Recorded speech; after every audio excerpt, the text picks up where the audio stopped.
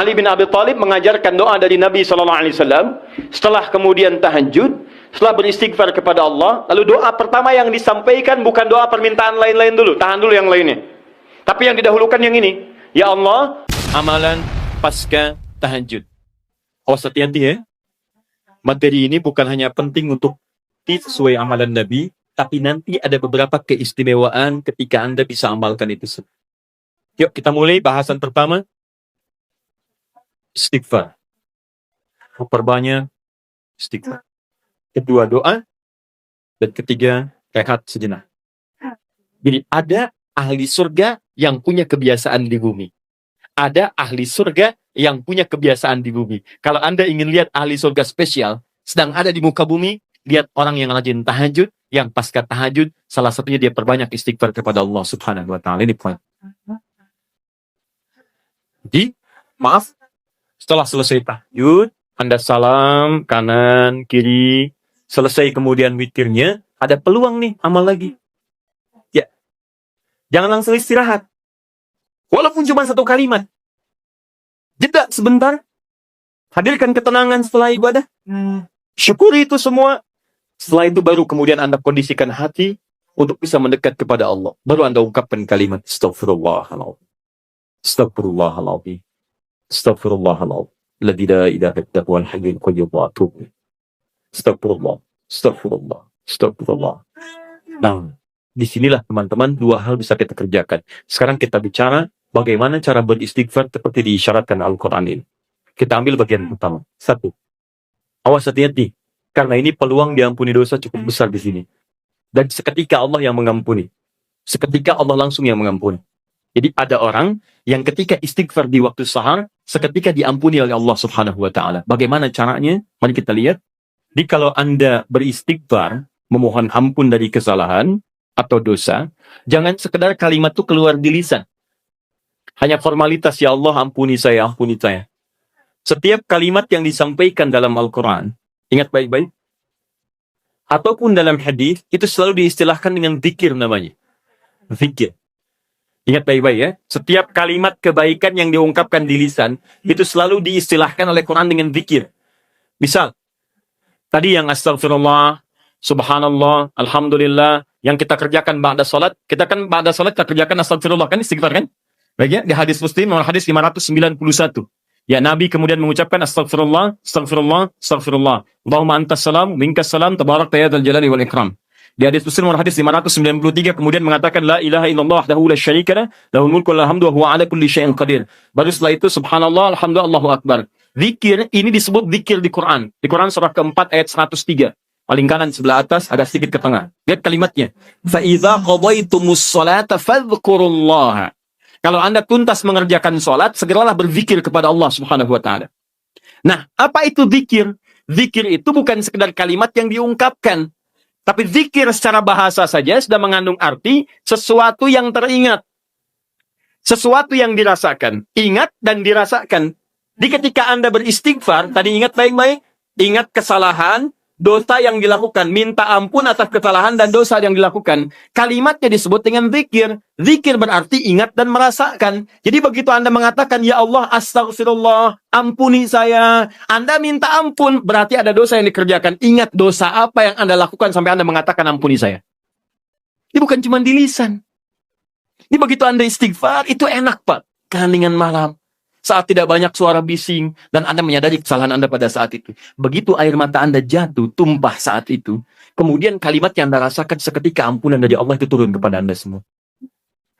Itu yang pertama mesti Anda lakukan. Jadi begitu selesai tahajud, ingat-ingat, perbanyak istighfar. Hatinya nyaman. Setelah ketenangan itu ada, saya agak cepat, baru masuk ke nomor 2. Apa nomor 2 itu? Ini yang saya maksudkan. Awas kalimatnya hati-hati. Memperbanyak doa kepada Allah Subhanahu wa taala, dan inilah doa yang paling cepat diijabah di antaranya oleh Allah Subhanahu wa taala. Doa yang dipanjatkan di keheningan akhir sepertiga malam menjelang fajar dalam keadaan pasca istighfar, bahkan langsung dikatakan di hadis qudsi, jika Anda meminta maka tidak akan pernah ditolak.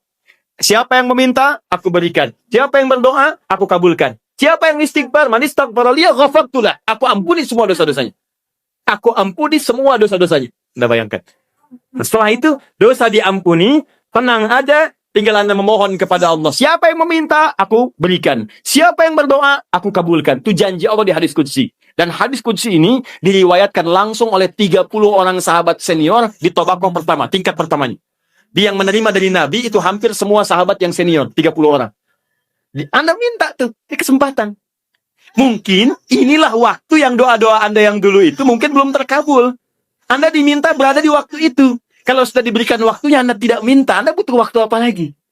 Ayo, yang katanya mohon kepada Allah minta keturunan terbaik, rizki terbaik, pasangan terbaik, ya perilaku yang baik, waktu ini. Nah, apa doa di antara yang dimohonkan? Ini saya tunjukkan, ada di Abu Daud, nomor hadis 1427. Kemudian di At-Tirmidzi, nomor hadis 3566. 3566. Imam At-Tirmidzi di antara yang mendawamkan malamnya tahajud. Bahkan berdoa. Terus istighfar. Sampai buta matanya. Ya, orang bertanya, Syekh lima hakadha, kenapa Anda masih seperti ini? Dia imam besar, ahli tahajud, ahli Quran, menulis juga Al-Jami' As-Sahih, dia dikenal dengan Sunan At-Tirmidzi, ahli hadis juga, tapi di akhir hidupnya banyak menangis sampai buta matanya. Ditanya kenapa sampai begini? Kata beliau, saya khawatir dan takut ketika diwafatkan dan menghadap kepada Allah, belum cukup bekal saya dipandang oleh Allah Subhanahu wa Ta'ala. Ada seorang imam sampai menangis mata buta. Ditanya kenapa? Takut saat pulang bekalnya belum cukup. Ya, coba lihat kita. Imam bukan, makmum kadang-kadang. Cita-cita masuk surga, surganya Firdaus bersama Nabi lagi. Berapa amalannya dibandingkan dengan orang-orang soleh terdahulu? Paham? Baik.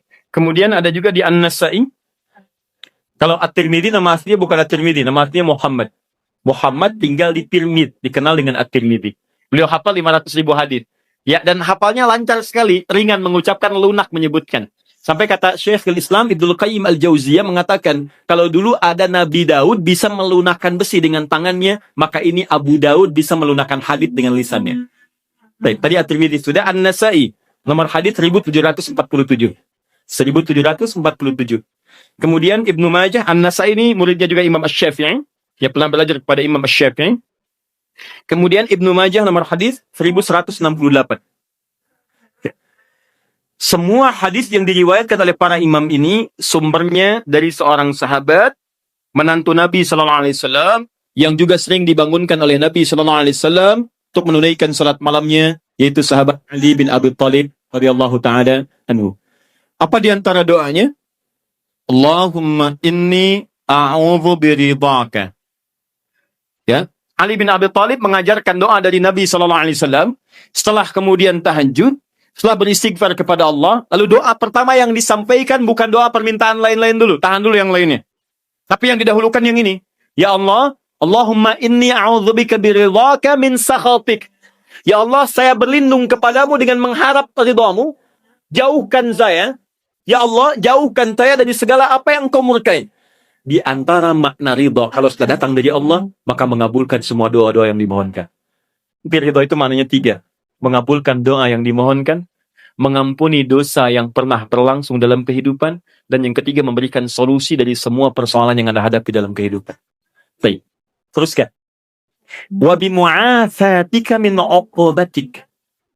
Wa bimu'atsatika, dan hamba berlindung kepadamu ya Rabb dengan segala penjagaan dan pemaafanmu. Mu'afah itu adalah sifat penjagaan dan pemberian maaf.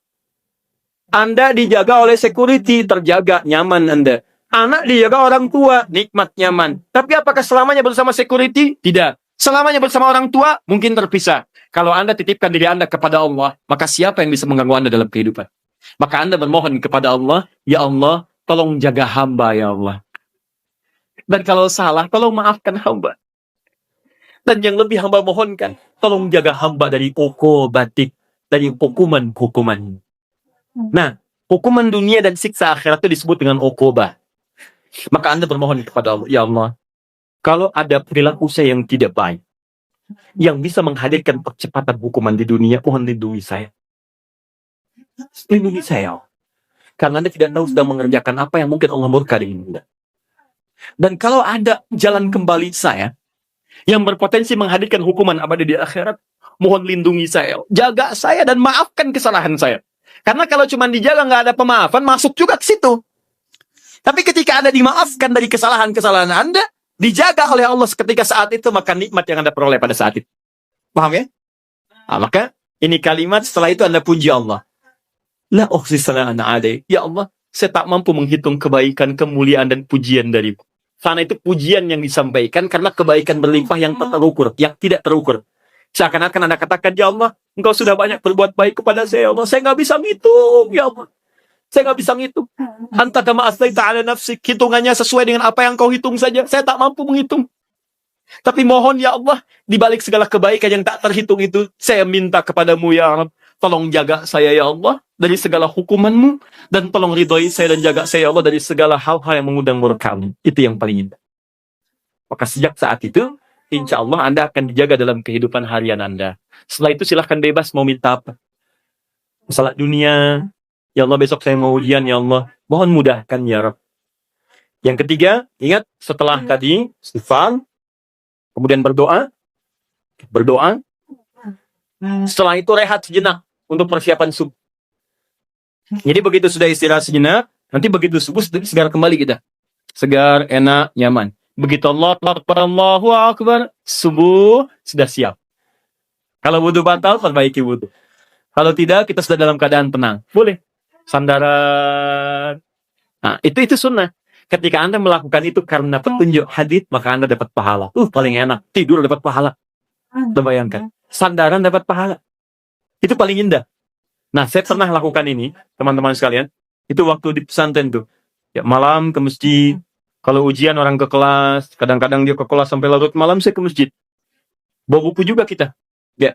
Kemudian malamnya sholat. Ya, kemudian setelah itu kita istighfar, berdoa, minta. Ketiduran tuh sebentar. Ya, kalau ke masjid itu kenapa ketiduran di masjid? Paling enak. Karena menjelang subuh pasti orang ke masjid semua kan. Pasti bangun tuh. Baik. Hampir setiap saya tertidur itu selalu bermimpi. Kerjain soal. Bangun lagi. Alhamdulillah. Sholat. Begitu masuk ruangan ujian, soalnya persis seperti yang dilihat tadi malam. Kemudian. Hampir selesai. Pernah 1 kali dibagikan. Begitu dibagikan, kayak semalam nih. Saya isiin aja tuh. Begitu selesai bagikan, saya selesai mengerjakannya. Saya bilang, saya selesai Pak. Selesai katanya. Kan baru saya bagi, tapi saya selesai. Diambil oleh beliau, dilihat. Nah, sementara ke depan dulu nak ya. Kamu duduk di depan di sini. Tolong lihat teman-teman yang sedang mengerjakan ujian. Bapak beresin habilisasi dulu. Selesai. Tapi itu nyaman. Enak gitu ya. Saya anjurkan teman-teman, adik-adik terutama yang masih kuliah, masih apa, dekati Allah. Karena Allah yang punya pengetahuan. Dekati yang punya, maka Anda akan diberikan hal yang terbaik. Itu ada rumusnya di Quran surah kedua Al-Baqarah di ujung ayat 282. Paling kiri sebelah bawah, paling ujung. Wattaqullah wa yu'allimukumullah. Tingkatkan takwamu kepada Allah, maka Allah akan mengajarkan pengetahuan kepadamu.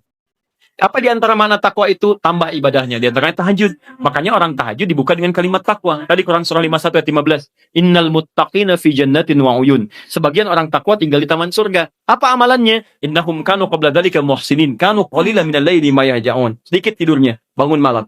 Wabil ashari hum yastaghfirun, istighfar. Nah, saya sarankan walaupun Anda dalam beraktivitas keseharian, setelah itu istighfar, sebelum rehat, ayo perbanyak doa. Doa, maaf ya maaf sekali lagi. Kalau di pekerjaan ada kesulitan, minta saat itu. Di rumah tangga ada masalah, minta saat itu. Ya, dalam kehidupan ada persoalan, minta saat itu. Walaupun tidak ada apa-apa dalam kehidupan dunia, minta surga terbaik yang di akhirat. Maka ini di antara sunnah. Setelah Anda kerjakan itu, saya katakan pada Anda, insya Allah akan terjadi perubahan dalam hidup Anda minimal di hari itu. Gak percaya silahkan. Saya akan coba, demi Allah saya katakan. Silahkan coba, bedakan rasanya, rasakan bedanya, dan pasti akan terasa bedanya. Bangun malam ini, siapkan, kompak dengan keluarga, Anda kompak aja, mah kita bangun jam sekian ya, anak-anak kita bangunin deh, kita bangunin. Siapin misalnya bangun 2:30, bangun jam 3, kita sholat. Walaupun 2 rakaat lu nggak apa-apa, witir 1 rakaat, tapi kita amalkan ini. Silahkan Anda cek ya, demi Allah saya katakan, maka di hari itu akan terjadi perubahan pada diri Anda ketika Anda mengerjakan seperti apa yang tadi disampaikan. Cek, di rumah akan tenang, diri Anda pun akan lebih nyaman, pekerjaan akan lebih tertib, dan keberkahan akan hadir dalam kehidupan Anda. Itu yang menyebabkan Utsman bin Affan, Abdurrahman bin Auf, Tamim Ad-Dari, dan sahabat yang lainnya tidak pernah meninggalkan sholat malam selama hidupnya.